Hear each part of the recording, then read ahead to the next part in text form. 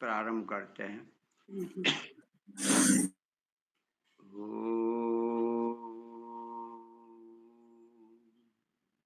सहनावतु सहनौ भुनक्तु सह वीर्यं करवावहै तेजस्विनावधीतमस्तु मा विद्विषावहै।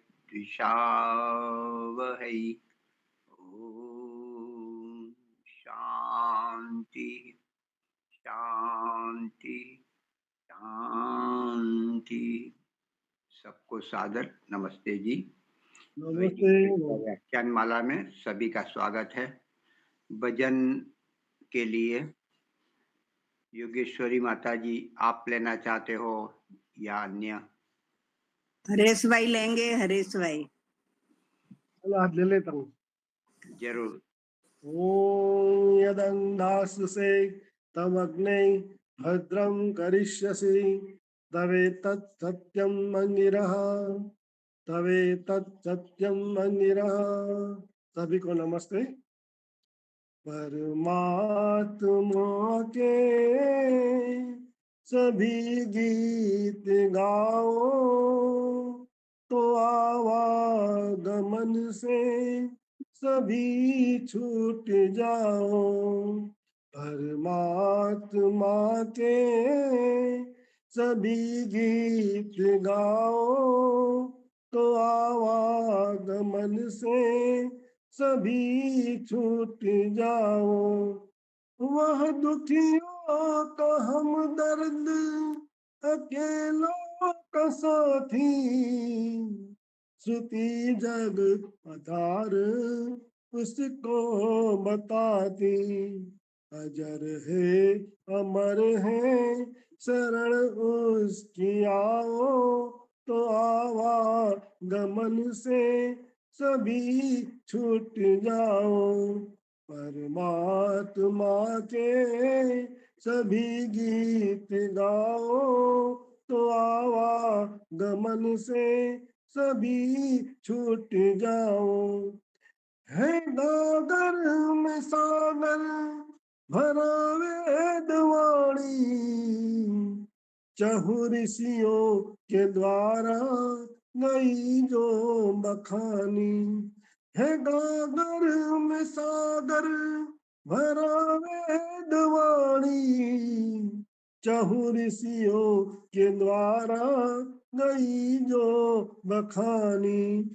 उसी से दीप से मन का दीपक जलाओ उसी दीप से मन का दीपक जलाओ तो आवागमन से सभी छूट जाओ। परमात्मा के सभी गीत गाओ तो आवागमन से सभी छूट जाओ। वो आनंद घन है सकल दुख हरैया पिता माता वही है सखा और भैया।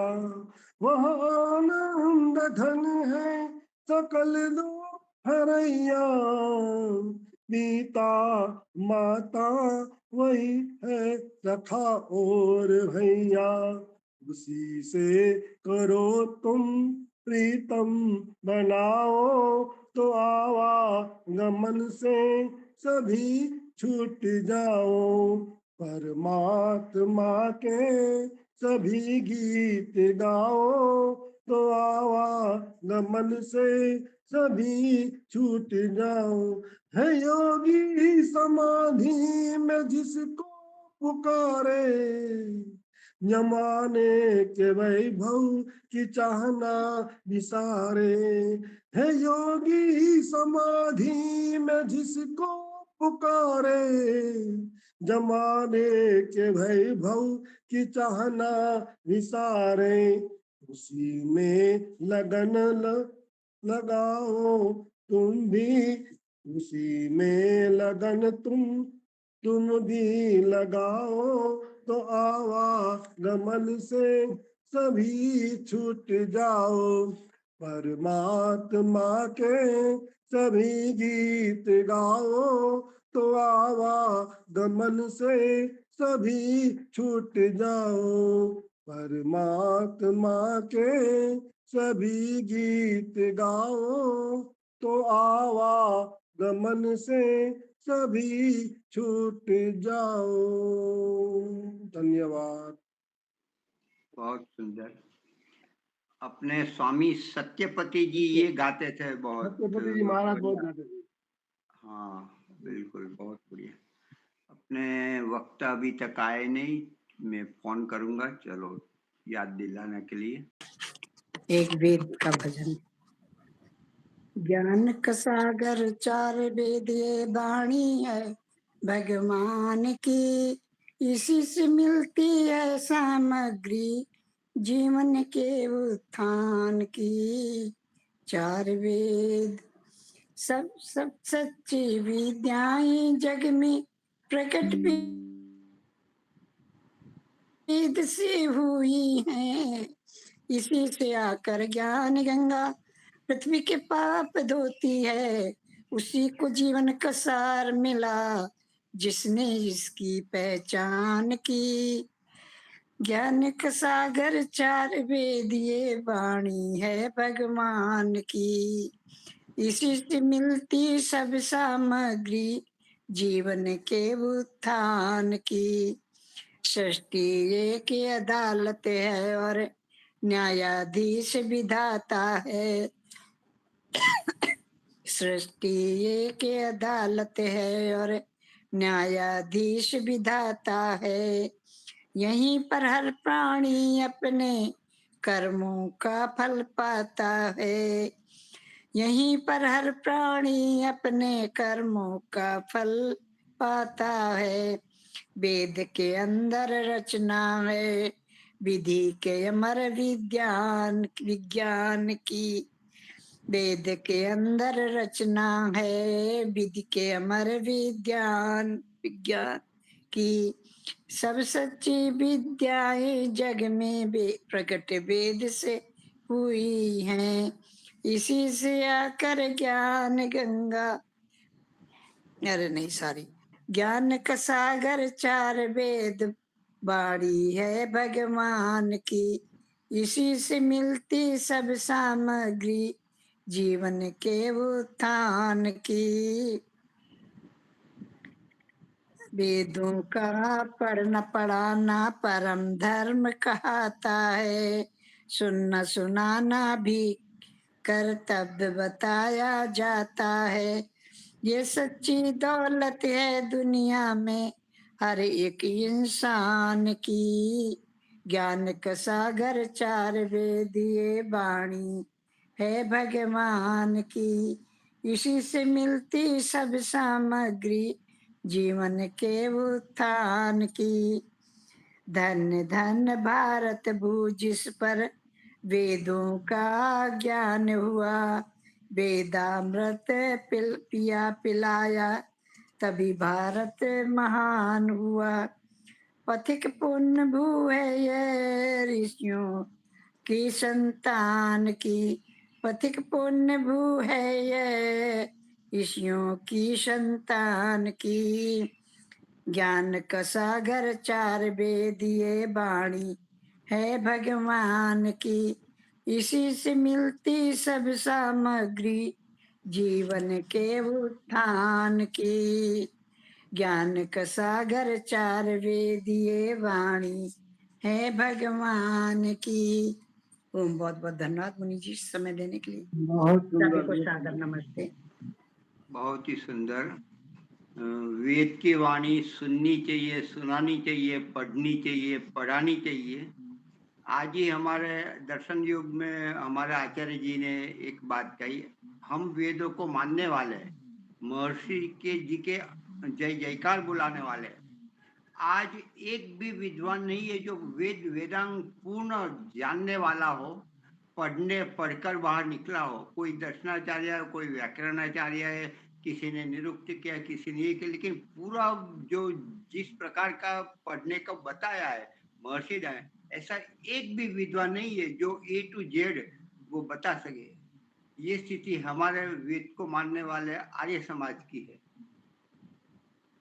तो कैसे उद्धार हो, मतलब बहुत कुछ करना होगा। आज भी हमें जो प्रख्यात मंत्र है हमें कितने कंठस्थ है, कुछ नहीं। स्वस्ति वाचन शांतिकरण, जो मंत्र दैनिक हम उपयोग में लेते हैं, यज्ञ और संध्या और स्वस्ति वाचन शांतिकरण, उनके भी अर्थ कितने कि हम नहीं जानते, बहुत सारे नहीं जानते।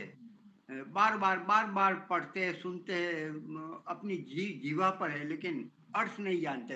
मतलब प्रयास कर रहे हैं, ये स्थिति हमारी है, तो औरों को क्या कहें। तो वेद का प्रचार हम ही करेंगे, केवल जय जयकार बुलाएंगे, लेकिन उनसे तो बात नहीं होगी। घर घर, व्यक्ति व्यक्ति समझ देना पड़ेगा तो ही। और वेद रूपी गौ को जितना जितना दोहन करोगे उतना उतना मीठा, उतना उतना आनंद आएगा। जिस प्रकार से गन्ने को बार बार पिसा जाता है और मिठास आती है, कैसे हुआ मुनि जी? संस्कृत कहाँ पढ़े सब? बिना हाँ, ये संस्कृत के होगा क्या? बात बिल्कुल, ये गुरुकुल सिस्टम कोई पढ़ना नहीं आता। आर्य समाज के भी परिवार वाले एक भी कोई बताओ जो पूर्ण वैदिक विद्वान बनाने के लिए नहीं देते। ये सिस्टम ही इस प्रकार की हो गई, समाज की सब प्रकार की। चलो जी, हमारे आचार्य जी आ गए हैं, तो उनको मैं निमंत्रित करता हूँ। कठोपनिषद का आगे चलाएंगे आचार्य शैलेंद्र जी।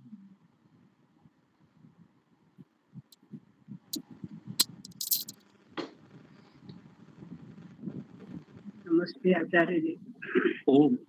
आप सभी श्रद्धान्वित महानुभावों को सादर नमस्ते, साप्रेम नमस्ते। सभी मुनियों को सादर नमस्ते, सादर साप्रेम नमस्ते, नमस्ते। आप सभी सदगृहस्थियों को भी नमस्ते, सादर नमस्ते। ओ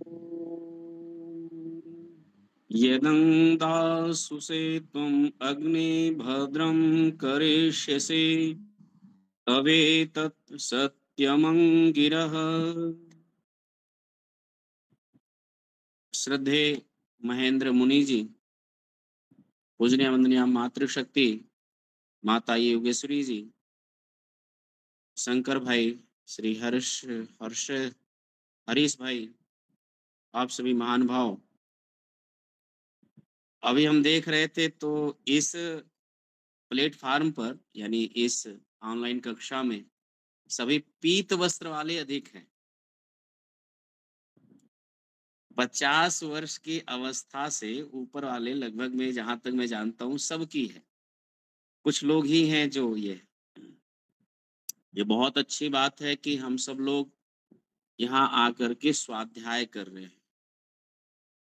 आदरणीय श्री महेंद्र मुनि जी कह रहे थे कि एक भी ऐसा विद्वान नहीं है कि जैसा स्वामी दयानंद जी ने आर्ष पाठ विधि को रखा है और वो पूरा सांगो पांग पढ़ा हो। स्वामी जी ने सांगो पांग पढ़ने की जो अवस्था लिखी है वो 48 वर्ष तक है। ये सच बात है कि जैसा स्वामी जी ने लिखा है वैसा आर्य समाज नहीं, पूरी वसुधा पर, पृथ्वी पर एक भी व्यक्ति, एक भी विद्वान नहीं मिलेगा। ऐसा नहीं है। एक ही विषय, एक ही वस्तु के विद्वान मिल रहे हैं। और स्वामी जी की इतनी ही नहीं है, विद्वानों की आयु के लिए भी बड़ा लंबी आयु है। 48 वर्ष लिखने का और 125 वर्ष जीने का भी है। यहाँ तो सब 75 वर्ष में समिट जाना है। 70-75 में सब समिट जाना है। एक भी गुरुकुल ऐसा नहीं है जो सारे प्रकार की विद्या पढ़ाई जाती है। सब मिलके, सब आचार्य मिलके, एक ऐसी भी कोई गुरुकुल नहीं है A to Z वो 48 वर्ष तक पढ़ सके, ऐसा भी नहीं है। विश्व में नहीं है, यहाँ नहीं है तो कहीं नहीं है। लेकिन मैं ये बड़ी प्रश्नता के साथ कह सकता हूँ कि जो हम सब वैदिक विचारधारा वालों के पास जो गुरुकुल है, वो अभी भी अपनी श्रेष्ठता और लोगों में श्रेष्ठता लिए हुए है। ये भी बात है। हाँ, मैं कहूँगा कि इतना हम लोग ये ना विचार करें, और लोग तो क्या है कि वेद को पढ़ा रहे हैं तो वेद को सिर्फ कंठस्थ करा रहे हैं। कंठस्थ ही करा रहे हैं, उसके बाद वो उससे अपना कर्मकांड संपादित करता है व्यक्ति। और व्याकरण पढ़ने वालों की भी बहुत कम संख्या है, बहुत कम संख्या। जैसे माताजी ने कहा संस्कृत कहाँ पढ़ते हैं, तो उसको भी पढ़ने वाले लोगों की संख्या जो है वो बहुत बहुत कम है।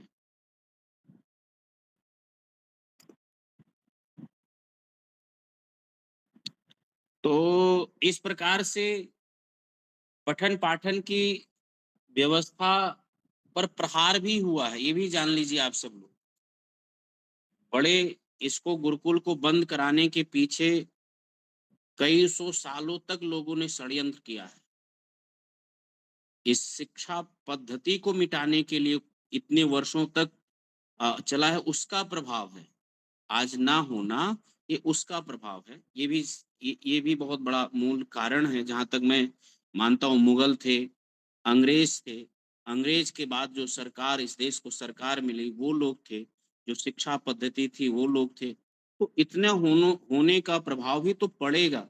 और फिर समाज की सबसे बड़ी उपेक्षा, और इतनी विपरीत परिस्थितियों में ऋषि दयानंद के सिपाही जगह जगह अपने गुरुकुल को लेकर के खड़े रहे, डटे रहे, और जिन भी स्थितियों में रहा उसको बचाए रखे, उसको मूल अवधारणा को। ये सब बातें बड़ी प्रशंसनीय है, ये सब बातें बड़ी प्रशंसनीय है।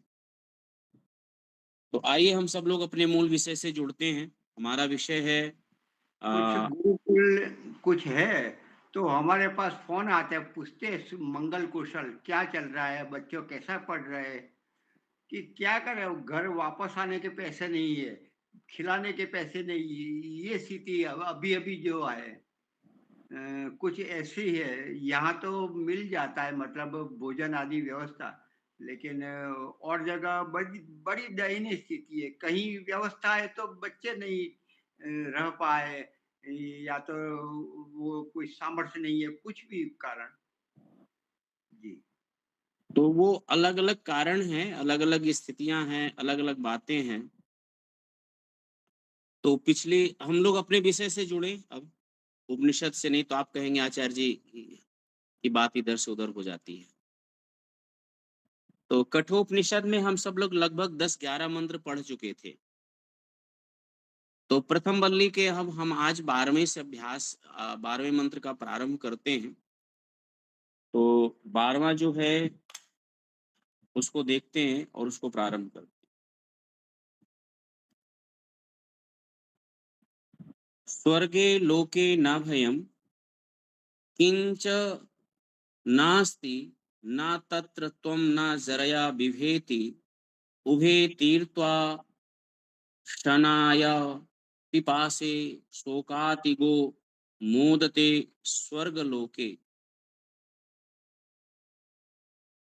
पूर्व का प्रसंग ये है कि पहले नचकेता और यमराज का संवाद चल रहा है। तो अब जो है वो नचकेता श्रोता के रूप में है, और जो बोल रहे हैं वो आचार्य यम बोल रहे हैं। तो आचार्य यम ने नचकेता के प्रसंग में कहा कि पिता के शांत होने का वरदान मांग लिया, प्रसन्न होने का, शांत होने का। तो एक पुत्र का जो कर्तव्य है, एक पुत्र का जो कर्तव्य होता है पिता के प्रति, उस छोटे से बालक के कोमल मन में और उस कोमल विचार को देख करके आचार्य यम बड़े प्रसन्न हुए।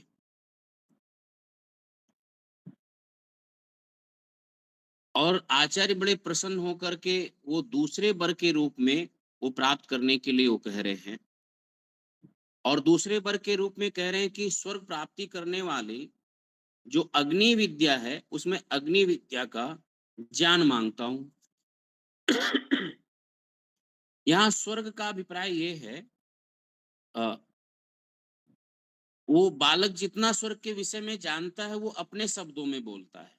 पहले तो ये समझने की आवश्यकता है, वो सीधा मोक्ष, सीधा ब्रह्म विद्या या सीधा और बात नहीं है। एक बालक को पात्र बना करके यहाँ पर गया है, तो वो यमराज के यहाँ भूखा प्यासा और आदि जो द्वंद थे उस सबको सहन करके बड़े दृढ़ता के साथ बैठा रहा। एक जिज्ञासु बन करके बैठा है यमराज के पास। और ये ज्ञान प्राप्ति की किसी के अंदर लालसा है, तो उसका प्रथम नियम है कि वो जिज्ञासु बने। हम लोग अनुबंध चतुष्टय पढ़ते हैं, तो शास्त्र का अधिकारी कौन है? शास्त्र पढ़ने का यानी ज्ञान प्राप्ति करने का अधिकारी कौन है? मोक्ष प्राप्त करने का अधिकारी कौन है? तो उसको सरल शब्दों में कहें तो पहला है कि जिज्ञासु बनना। शास्त्र पढ़ने की पहली शर्त है कि शास्त्र पढ़ने के प्रति आपकी जिज्ञासा होनी चाहिए। दूसरा शर्त आता है कि समर्पण होना चाहिए। तीसरा आता है कि आप को द्वंद को सहन करने की शारीरिक क्षमता प्राप्त होनी चाहिए। होता क्या है, जिज्ञासु में समर्पण भी होता है, परंतु शरीर यदि साथ ना दे, यदि वो सर्दी गर्मी और अनुकूलता को सहन नहीं कर पाते तो विद्याओं को छोड़ करके भाग जाते हैं।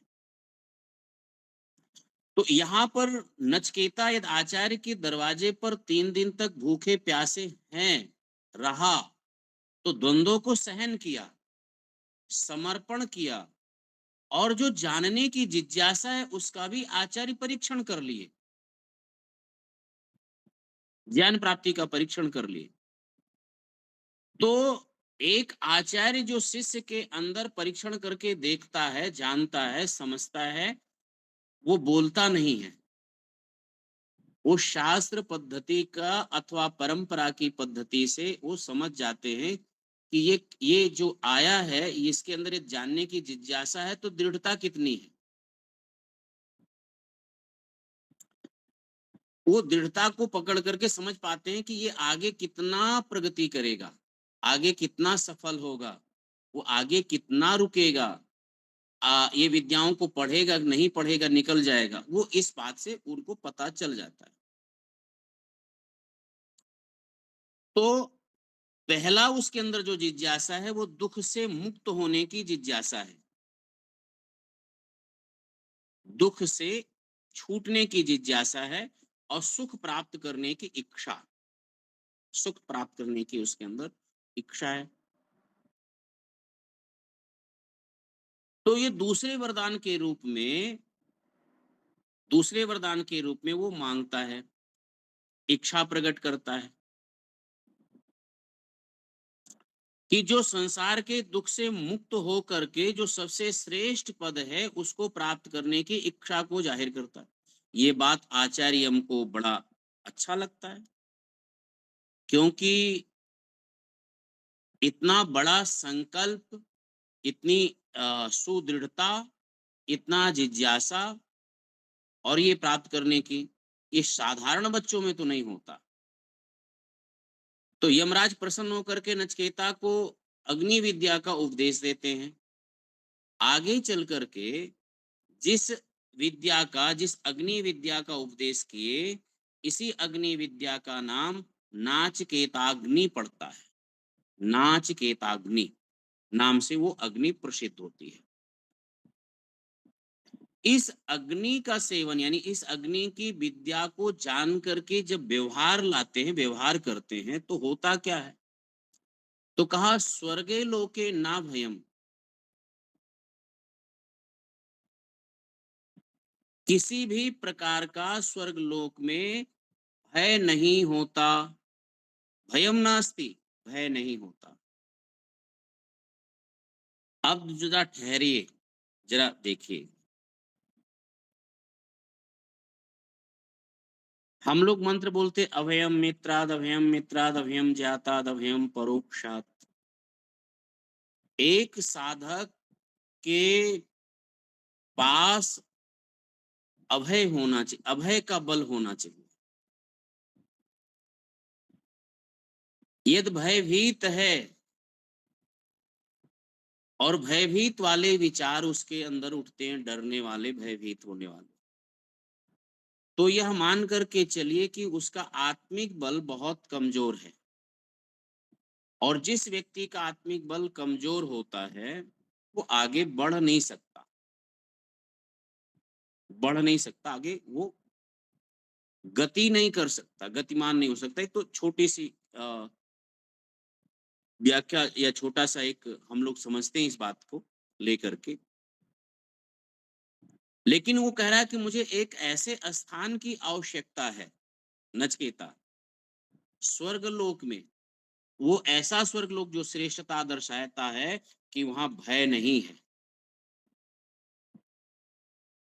सांसारिक किसी भी विकृतियों का भय ना हो, पतन का भय ना हो, इन सब तीन प्रकार के ताप का जो दुख है उस दुख का भय ना हो, तो ऐसा कौन सा स्थान है? तो उसी स्थान का नाम तो मोक्ष है। सीधा सीधा ना होए, लेकिन लक्षण से अर्थ घटा लिया जाता है, लक्षण से अर्थ घट जाते हैं। तो आचार्य यमराज कहते हैं कि मैं जिस विद्या का आपको उपदेश कर रहा हूं, तो स्वर्ग लोके ना किंचन भयम अस्ति, वहां तो कोई भय है नहीं। और तत्र तुम जरया विभेति, तुम बुढ़ापे से जो लोग डरते हैं, विभेति माने डरता है, भूख प्यास उभये तीर्थवा, भूख प्यास से भी तर जाता है। और आसनाय भूख, पिपासे प्यास, शोकातिकः शोक से रहित, मोदते और आनंदित होता है। अब ये स्थिति कहाँ होगा? संसार का विशेष से विशेष सुख भी आपके सामने उपस्थित हो जाए, विशेष से विशेष सुख, तो भी दुख, कुछ ना कुछ दुख तो मिश्रित रहेगा ही, परिणाम ताप तो रहेगा ही, गुण वृत्ति विरोध का तो रहेगा ही, संस्कार का तो रहेगा ही, इससे मिश्रित दुख रहता ही है संसार का। लेकिन वहां कहा इनसे रहित होकर के मोदते आनंद प्राप्त करेंगे।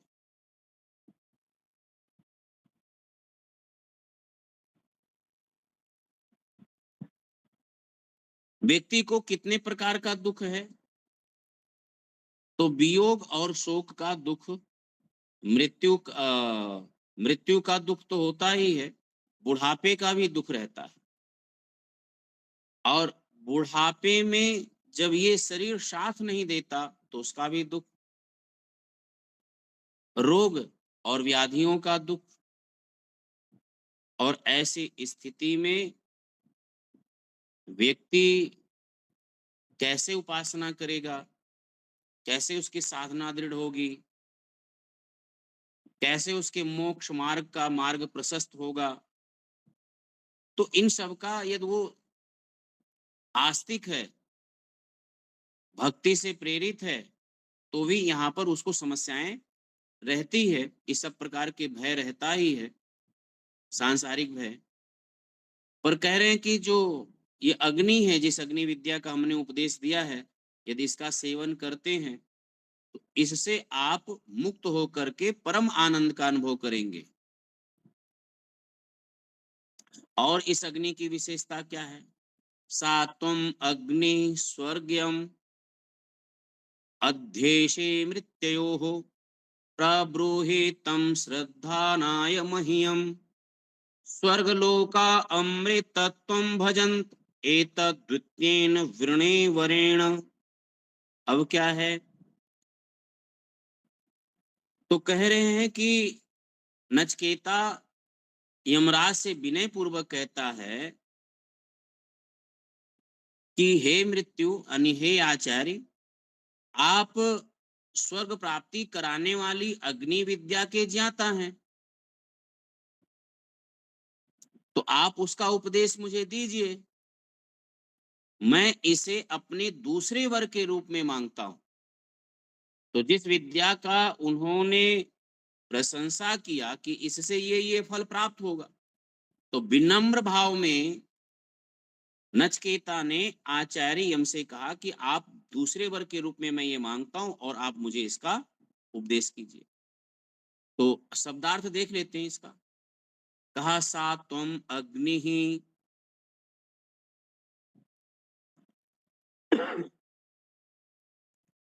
स्वर्गयम एधि मृत्योः यहाँ पर संबोधन है। तुम अर्थात आप स्वर्गम अग्निम, स्वर्ग प्रदान करने वाली जो अग्नि विद्या है, अध्येशी जानते हैं, श्रद्धानाय श्रद्धा पूर्वक, अर्थात इस अग्नि विद्या में जो श्रद्धा रखते हैं और जो श्रद्धावान है, मह्यम मुझे प्रब्रूहि कृपया करके बताइए। क्या बताइए? स्वर्ग लोका अमृतत्वम, अर्थात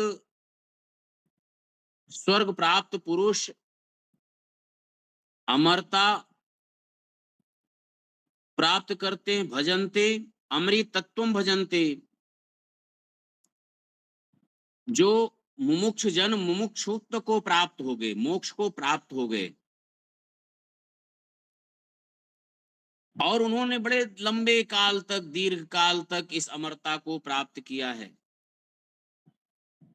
तो वही मैं प्राप्त करना चाहता हूं। द्वितीयन वरेण विरणे, मैं दूसरे वर के रूप में मांगता हूं। ये 13वां जो है वो अपने वरदान के रूप में दूसरा नचिकेता ने मांगा। अब यहाँ पर प्राते ब्रवीमि तद उ मे निबोध स्वर्गयम अग्निम नचिकेता प्रजानन अनंत लोकाप्तिम अथो प्रतिष्ठाम विद्धि त्वम एतत् निहितम गुहायाम।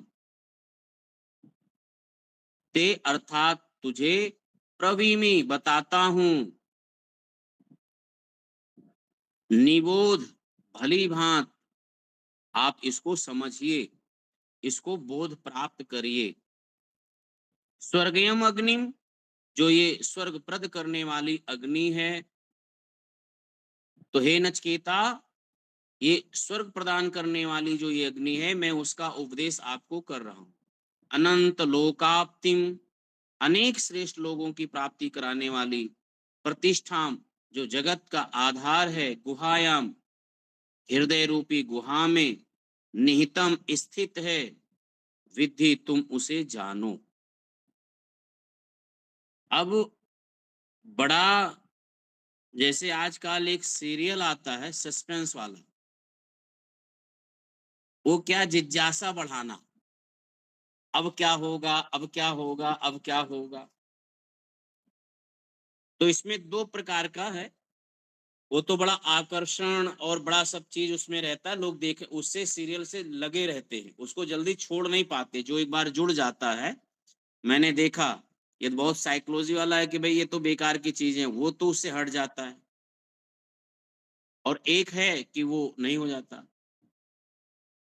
परंतु आचार्य जो है उससे इस प्रकार की बात कर रहे हैं कि उसके अंदर की जो जिज्ञासा है वो बढ़ाना बहुत आवश्यक है। तो कह ये रहे हैं कि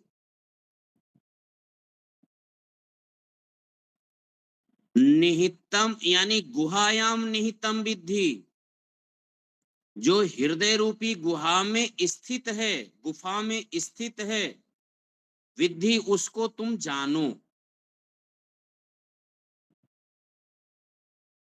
अब क्या है भैया वहां कौन सा रहस्य है? तो जब साधना लोग करते हैं, जब ध्यान करते हैं, तो यहाँ ये जो स्थान है, जो वास्तविकता स्थान कहा गया, जहां पर समाधि की स्थिति में स्थित होकर के और लोग देखते हैं, वो वही स्थित है जहां जीवात्मा का निवास स्थान है।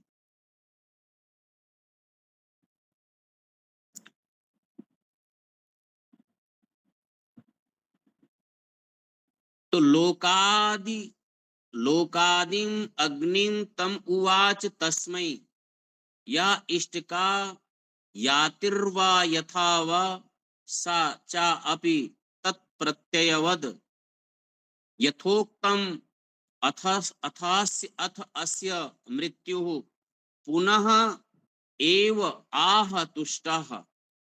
15वां देखेंगे तो 15वें में ये है कि लोकादिम अग्निम, ये अग्नि क्या है? तो सृष्टि के आदि की अग्नि, उवाच बताया।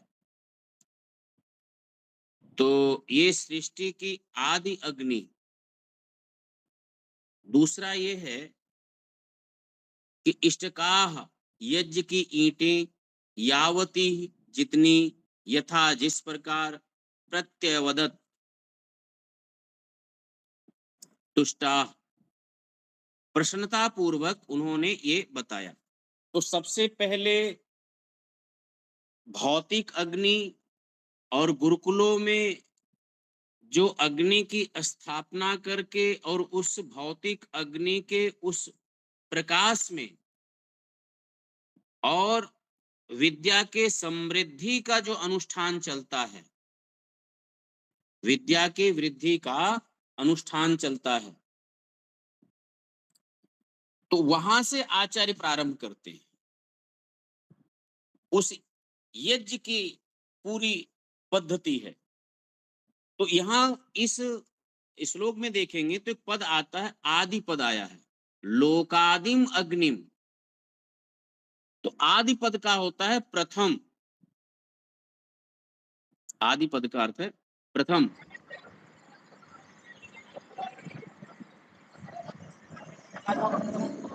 ओ महेंद्र जी, आपका जो है ऑडियो ऑडियो बंद कर दीजिए।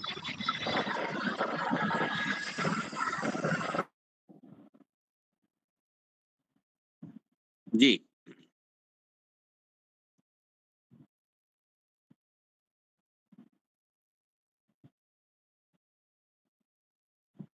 तो यमराज ने यानी आचार्य यम ने नचकेता को यज्ञ की संपूर्ण विधि, वेदी की रचना से लेकर के आवश्यक वस्तुओं तक, ईंटों की संख्या तक, उसके माप और ज्यामिति जो होती है वो सब बताए।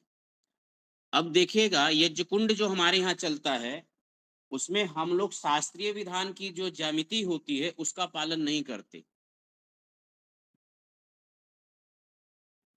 ईंटों का विधान नहीं करते। और उस समय ये विद्या बहुत ऊंची श्रृंखला में थी, यज्ञ विद्या। अब उसका हम लोग अग्निहोत्र से करके और वो दैनिक अग्निहोत्र तक संतुष्ट है, उसके आगे इस विद्या को बढ़ाने वाला, इसको करने कराने वाला, उस स्थिति में आज भी हम लोगों के पास बहुत कम लोग हैं। तो नचकेता ने उसे ठीक उसी प्रकार दोहरा कर सुना दिया जैसा आचार्य ने इस अग्नि विद्या को बताया था। अब उसकी बुद्धिमत्ता से जैसे जो पढ़ाया जाए, और जितना आपने पढ़ाया 1 घंटा, और कोई इतना तीव्र बुद्धि का, तीक्ष्ण बुद्धि का हो कि आचार्य को उन बातों का पूरे सार और सही सही बात क्रमशः जैसा पढ़ाया गया वैसा बता दे, तो आचार्य को अतीव प्रसन्नता होती है। किसी भी शिक्षक को अतीव प्रसन्नता होती है ऐसे विद्यार्थी को प्राप्त करके, अतीव प्रसन्नता होती है। तो अब ऐसा विद्यार्थी आचार्यम को मिला है। आचार्य अत्यंत प्रसन्न हुए और प्रसन्न होकर के और भूरी भूरी प्रशंसा करते हुए कहते हैं, प्रियमाणा,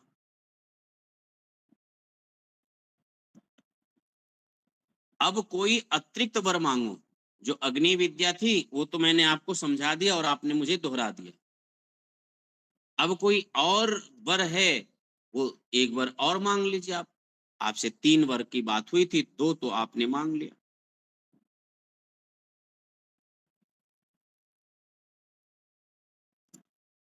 तव एव नामना, आपके नाम से ही, भविता अयम अग्नि श्रृंगाम, ये जो अग्नि है, श्रृंगा माने जो ये अग्नि की रत्नमाला है, ये अग्नि यज्ञ है, ये आपके नाम से हाँ, तव एव नामना भविता, आपके नाम से ही प्रसिद्ध होगा।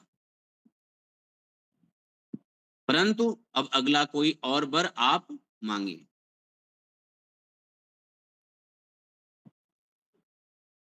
तो नचिकेता के इस प्रतिभा से प्रसन्न होकर के आचार्य प्रसन्नता पूर्वक उसको अगला वरदान मांगने के लिए कहते हैं। अगले वरदान के लिए ये अगला 17वां हम श्लोक देखते हैं।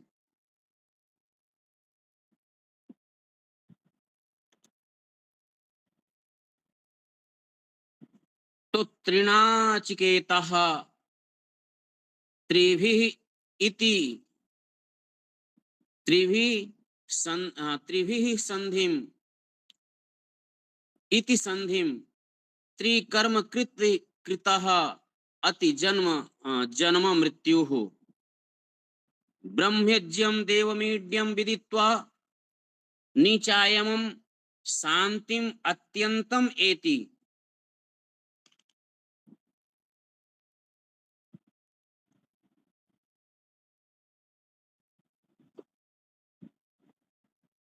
तो त्रिणाचिकेतः, इस शब्द का अर्थ देख लें एक बार। तो त्रिणाचिकेतः का अर्थ है जो नचिकेत है वो अग्नि का त्रिवार अनुष्ठान करने वाला, त्रिभिः संधिम, तीनों का समन्वय है, त्रिकर्म के 3 कर्तव्यों का पालन करने वाला, तरति पार कर जाता है। जन्म और मृत्यु देवम विदित्वा, जन्म और मृत्यु को जान करके, जन्म और मृत्यु को, तो कहा कि देवम विदित्वा, परमपिता परमात्मा को जान करके जन्म और मृत्यु को पार कर जाता है। और पार क्या है? शांतिम एति, यानी जो परमात्मा को प्राप्त कर लेता है वो शांतिम एति, उस मोक्ष को प्राप्त कर लेता है।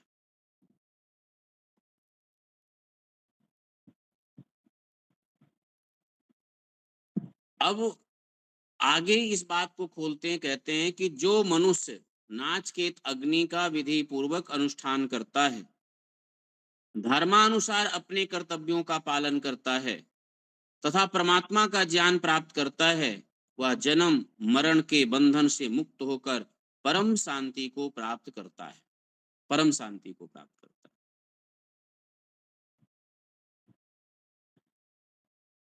है। इस मंत्र के पदों को देखिएगा जरा। 3 संख्या से हम क्या देखें? ज्ञान, कर्म और उपासना। ज्ञान, कर्म और उपासना का जो अनुष्ठान करता है वो अनुष्ठान करके परमात्मा को जानता है। देवम विदित्वा, जो परमात्मा को जान लेता है। तो कहा जन्म मृत्यु, जन्म मृत्यु तरति, वो जन्म मृत्यु को तैर जाता है। तैर करके क्या करता है? तो कहा तैर करके शांतिम एति, शांति को यानी मोक्ष को प्राप्त कर ले।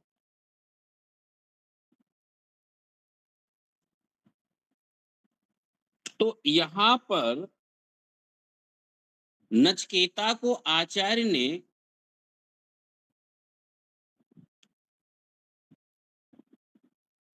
देव यज्ञ से लेकर के, देव यज्ञ से लेकर के और परमात्मा पर्यंत जो उनका परमात्मा पर्यंत जो विद्या है उसका ज्ञान करा करके और फिर आता है कर्म, ज्ञान कर्म। अब वो कर्म में परिवर्तित होकर के जब उपासना बनता है और उपासना बन करके प्रतिफल प्राप्त होता है। ज्ञान कर्म उपासना। तो ये हमें उस परमात्मा तक पहुंचाते हैं, उस परमात्मा को जान करके जो वास्तविक जन्म मरण है, जो कर्म बंधन का कारण है, वो अज्ञानता अविद्या है, वो शैथिल्य कटता है, छूटता है और व्यक्ति जो है वो शांति को प्राप्त कर लेता है।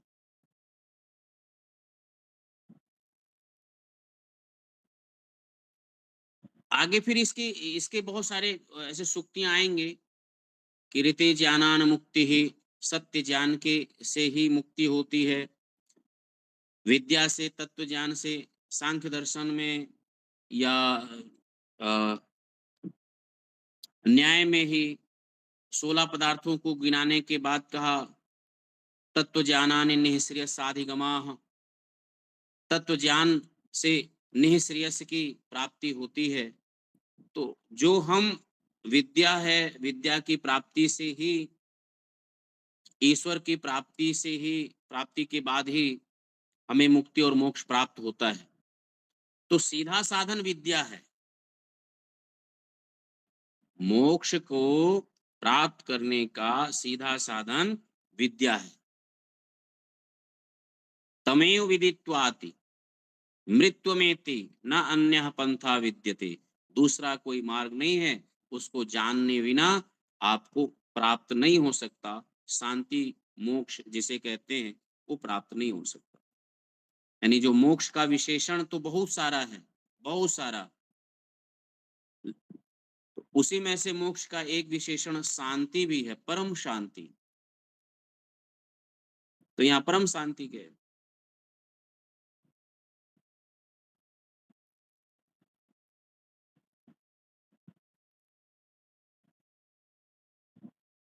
18वें मंत्र में है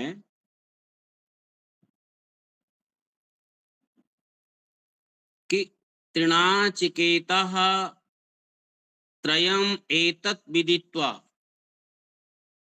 या एवं विद्वांश्चिनोति नाचिकेतम सा मृत्युः पाशान् पुरतः प्राणोद्य शोकातिगो मोदते स्वर्गलोके। तो यहाँ तृणाचिकेतः, नाचिकेत अग्नि का ज्ञाता, यानी जो इस अग्नि को जानता है, जिसका उपदेश आचार्य यम ने नचिकेत को किया, जो इस विद्या को जानता है, ऐसा ज्ञाता इस त्रिविध रहस्य को विदित्वा जानकर चिनुते अनुष्ठान करता है। वो क्या है? मृत्यु पाषाण, मृत्यु के बंधनों को प्रणोद्य दूर करके, शोकातिकः शोक से रहित होकर के, मोदते आनंद को प्राप्त करता है स्वर्ग लोक में। अब ये आप लोग और हम लोग थोड़ा विचार कर ले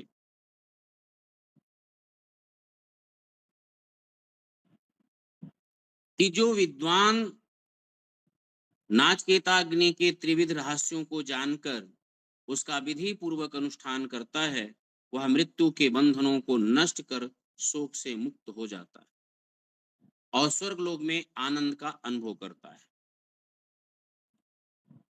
अब सीधी सी बात यह है कि जो मृत्यु का कारण है वो क्या है? मृत्यु का कारण क्या है? जन्म। मृत्यु का कारण क्या है? जन्म। और जन्म का कारण क्या है? कर्म। कर्म। अब हम किस प्रकार का कर्म करें कि वो जन्म का कारण ना बने?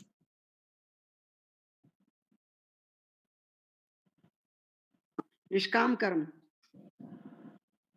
निष्काम कर्म। अब निष्काम कर्म कैसे होगा? अविद्या हटेगी जब। विद्या पूर्वक। हाँ, मतलब अविद्या हटेगी विद्या पूर्वक। जी, तो विद्या पूर्वक यानी विवेक, विवेक ख्याति। ये संसार में सबसे बड़ी चुनौती मानव मस्तिष्क को है कि वो अपने कर्मों को निसंग होकर के करे, कि वो उसका प्रतिफल उसको ना लगे। उसको ना मिले, सांसारिक कर्म ना हो। कर्म तो सब करते हैं, लेकिन मोक्ष को ध्यान में रखकर कर्म नहीं किया जाता।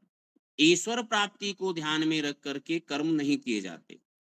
हमारा कर्म, हमारा पढ़ना, आपका सुनना, यदि ये हो कि हम इसलिए सुनते हैं कि यह सुनना ईश्वर प्राप्ति की ओर हमें उन्मुख करे, ईश्वरीय कार्य बन जाए। जैसे कहा योग दर्शन में, ईश्वर प्रणिधानाद्वा, तो भक्ति भी से साथ कहा।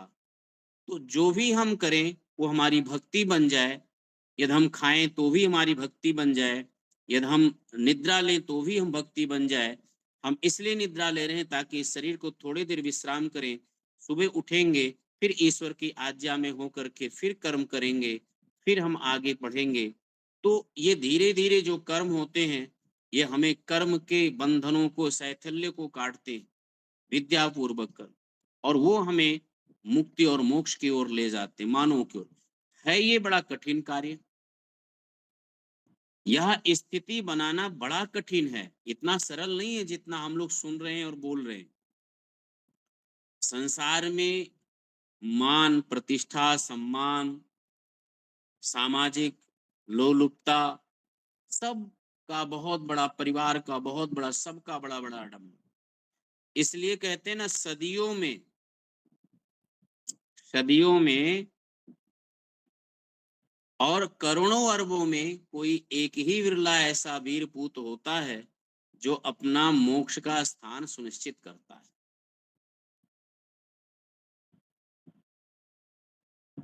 और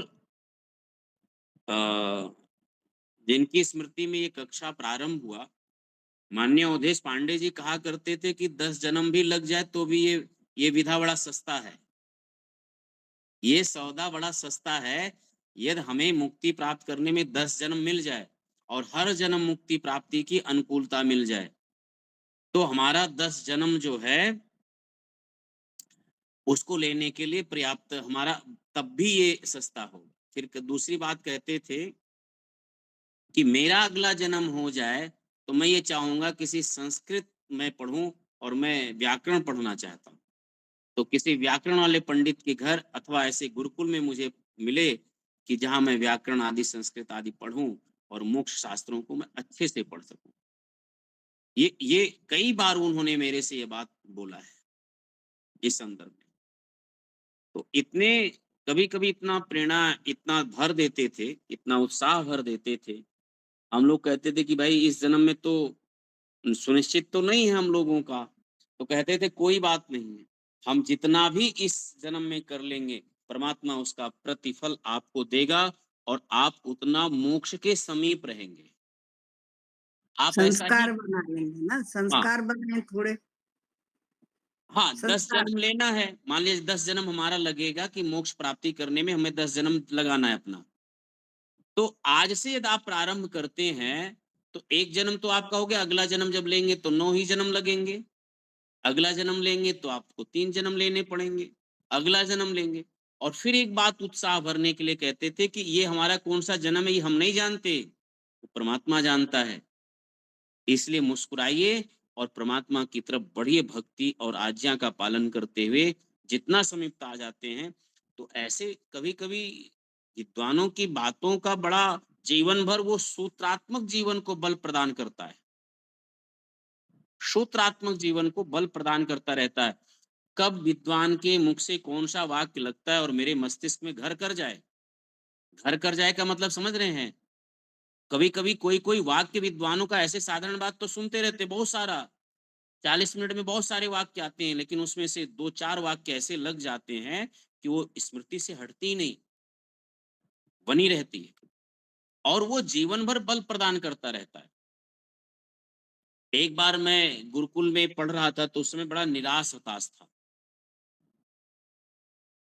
तो एक हमारे बहुत अच्छे आचार्य थे, पौराणिक थे, आए कहे कि क्या ब्रह्मचारी क्या बात है। तो हमने कहा बस ऐसे थोड़ी बात है।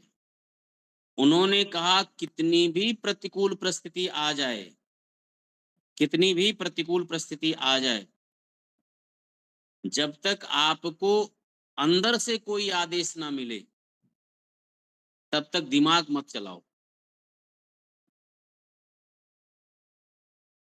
अंदर से क्या बल मिल रहा है तुम उसको देखो। तो उस समय उनकी बात तो मुझे नहीं, लेकिन रात में सोया, फिर वो बात घूमता रहा दिमाग में, फिर सोचता रहा। तो हम सब लोग अपने अकल से बुने हुए जाल में ही उलझे रहते हैं। अपने अकल से बूंदते हैं जाल और फिर उसी में उलझे रहते हैं। सोचते हैं ये कर लेंगे उसके बाद ईश्वर की भक्ति करेंगे, ये कर लेंगे तो फिर बाद में ईश्वर की भक्ति करेंगे, ये कर लेंगे तो कल से शुरुआत करेंगे, ये कर लेंगे तो परसों से पढ़ना शुरू करेंगे। अच्छा तब व्यवस्थित, और एक-एक दिन ऐसे देखें तो पिछला हमारा 10 साल 5 साल बीत गया। 10 साल 5 साल बीत गया। हरीश भाई आज के मुझसे लगभग में 8 साल 10 साल पहले बोले थे कि मुझे संस्कृत पढ़ना है, और बड़ी इच्छा प्रकट की थी कि संस्कृत पढ़ना है। तो कक्षा में तो आप पढ़ते हैं, और हमने कहा ठीक है शुरुआत किया जाएगा। तो कहे कल करेंगे, परसों करेंगे, अगली सप्ताह करेंगे, और फिर थोड़ा काम है निपटा लेंगे। शायद 8 साल बीत गया। तो ऐसे योजना बनता है और वो बीतता चला जाता है। ये सामने मैंने कोई झूठ नहीं बोलना है, हरीश भाई जी हैं, हम भी हैं, मुझे याद भी है इस बात को। तो ऐसे बहुत सारे प्रकरण होते हैं कि योजनाएं बनाते हैं और बीत जाता है। यदि हम मोक्ष के तरफ चलना चाहते हैं तो ज्ञान कर्म उपासना का आश्रय लेकर के और उसके आश्रित होकर के, ईश्वर के स्वरूप को, वैदिक स्वरूप को जान करके, उससे आश्रित होकर के और उसके आश्रय होकर के, ध्यान दीजिएगा दोनों शब्दों पर, याद ध्यान दीजिएगा, आश्रित होकर के और आश्रय लेकर के चलना प्रारंभ करें, चलना प्रारंभ करें। वो सर्वशक्तिमत्ता से परिपूर्ण है और अपने अपने साधकों को, अनुष्ठान करने वालों को, अपने भक्तों को कभी वह परमात्मा निराश नहीं करता। वो अंतःकरण में ज्ञान बल प्रेरणा ये सब प्रस्फुरण करेगा, और परमात्मा की शक्ति से, एक मंत्र आता है, वाज अन्न धन से परमात्मा लग जाता है। सदकृत कर्म करने वालों के लिए परमात्मा अन्न धन बल से उसके साथ खड़ा रहता है। सदकृत करने वाले लोग संपूर्ण शक्तियों से साथ लिया रहता है। तो जो इस मार्ग पर, ये मार्ग कठिन भले लग रहा हो, ये मार्ग थोड़ी सी हम लोगों के संकल्प में थोड़ी कमजोरियां जरूर हो, लेकिन वास्तविकता ये है कि इसी में हमारा कल्याण छिपा हुआ है, और मानव जीवन का, मुझ जैसे अल्पज्य आत्माओं का कल्याण छिपा हुआ है। इसी मार्ग पर चलने से हमारे कल्याण का मार्ग प्रशस्त होगा। आप सभी लोगों ने आज की कक्षा में सुना है, पिछली 2 कक्षाओं में हम अनुपस्थित रहे, इसके लिए सबसे विनम्रता पूर्वक क्षमा चाहते हुए वाणी को विराम देता हूँ। इति ओम शम ओम। बहुत बहुत धन्यवाद। बहुत ही सुंदर। धन्यवाद आचार्य। हमारे यहाँ आज आसाम से गणेश भाई आए हुए हैं। आसाम से पहले 5-7 वर्ष पहले जुड़े थे, फिर कहीं उलझ गए, हम उलझ गए, वो शायद उलझ गए और आए। तो उनका हम स्वागत है। आप आते रहिए, हमें लाभ मिलेगा, आपको भी लाभ मिलेगा, हमारा सबका उत्साह वर्धित होगा। जी आपका स्वागत है। तो शंकर जी बोलिए। आचार्य जी मैं एक चीज कहना चाहता हूँ। हाँ शांति पाठ करवाइए, जय घोष, और कुछ बोलना हो तो बोलिए शंकर जी। आवाज नहीं आ रही। शांति पाठ करना है। आवाज आ रही है? अभी आ रही है। आचार्य जी मैं निवेदन कर रहा हूँ, पांडे साहब से कहाँ मुलाकात आपकी हुई? अवधेश पांडे। गांधीनगर।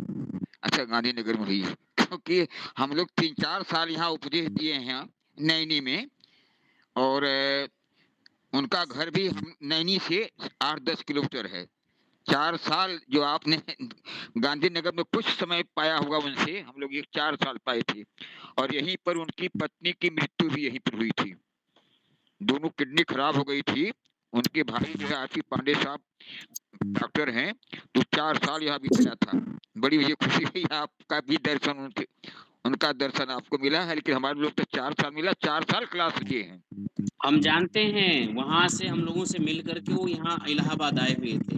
हाँ, हाँ। और मैं एक बात थोड़ा-सा कहूँगा कि उनकी पुण्यतिथि कब है और उनकी पुण्यतिथि पर थोड़ा कार्यक्रम का आयोजन हम लोग अपनी तरफ से चाहे ऑनलाइन करें या वैसे भी करें। नहीं, करेंगे आदरणीय बिल्कुल, सर। लगभग अक्टूबर है, 1 या 2 अक्टूबर है, 2 अक्टूबर है, ऐसा कुछ याद पहली है। अक्टूबर है, पहली अक्टूबर, 1 पहली अक्टूबर है। अक्टूबर, हाँ ठीक है, तो उसके आसपास हुआ तो वो दिन हम करेंगे, तो बिल्कुल जरूर करेंगे। मैंने भी सोचा था कि गुरु पूर्णिमा में मैंने याद भी किया था कि चलो बहुत हमारा गांधीनगर, अहमदाबाद, गुजरात पर बहुत उनका बहुत प्रभाव प्रेम का रहा बहुत है, बहुत हमें लाभ लगातार हमारे ऑफिस में थे, सचिवालय में वर्षों तक थे। वो तो गांधीनगर में जो पारिवारिक सम्मेलन, स्नेह सम्मेलन करते थे आप सब लोग साल भर में एक बार, जी तो जी उसी तिथि पर करें, अच्छा रहेगा। अभी समय है 2 महीने का आप लोगों के पास। हाँ हाँ, नहीं करेंगे, बिल्कुल करेंगे, जरूर जरूर। जी शंकर जी, आप करवाइए पंचक। आचार्य जी को नमस्ते। कक्षा का समापन शांत पठो जय घोष से।